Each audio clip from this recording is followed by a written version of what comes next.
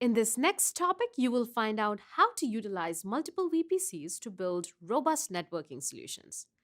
Shared VPC allows an organization to connect resources from multiple projects to a common VPC network. This allows the resources to communicate with each other securely and efficiently using internal IPs from that network. In this diagram, there's one network that belongs to the Web Application Service project.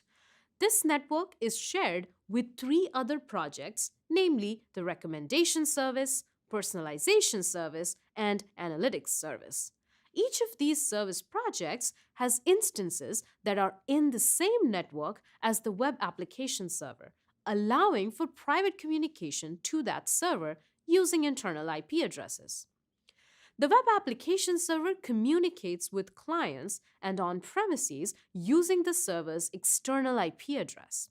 The backend services, on the other hand, cannot be reached externally because they only communicate using internal IP addresses.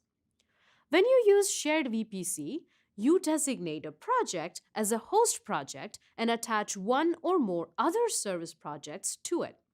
In this case, the Web Application Servers project is the host project, and the three other projects are the service projects. The overall VPC network is called the Shared VPC Network. VPC Network Peering allows private RFC 1918 connectivity across two VPC networks, regardless of whether they belong to the same project or the same organization.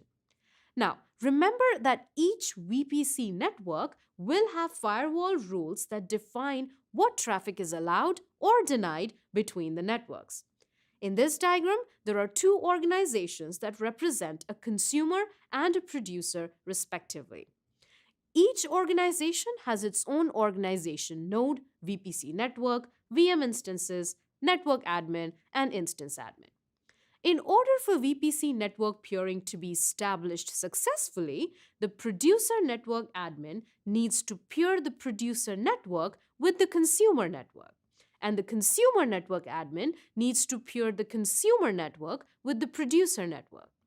When both peering connections are created, the VPC network peering session becomes active and routes are exchanged. This allows the VM instances to communicate privately using their internal IP addresses. VPC network peering is a decentralized or distributed approach to multi project networking because each VPC network may remain under the control of separate administrator groups and maintain its own global firewall and routing tables. Historically, such projects would consider external IP addresses or VPNs to facilitate private communication between VPC networks. However, VPC network peering does not incur the network latency, security, and cost drawbacks that are present when using external IP addresses or VPNs. There are some things to remember when using VPC network peering. VPC network peering works with Compute Engine, Google Kubernetes Engine, and App Engine flexible environments.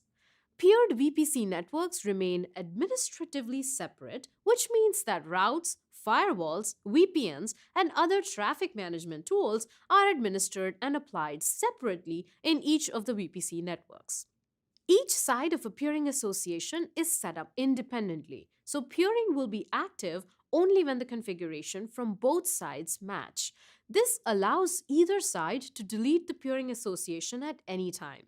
A subnet CIDR prefix in one peered VPC network cannot overlap with a subnet CIDR prefix in another peered network. This means that two auto mode VPC networks that only have the default subnets cannot peer. There's one more thing to remember when using VPC network peering.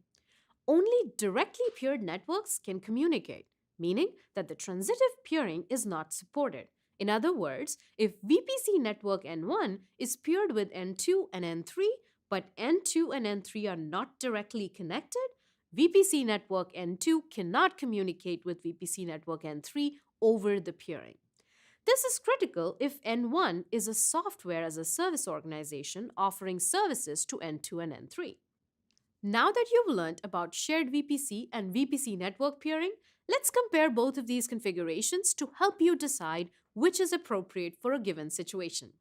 If you want to configure private communication between VPC networks in different organizations, you have to use VPC Network Peering.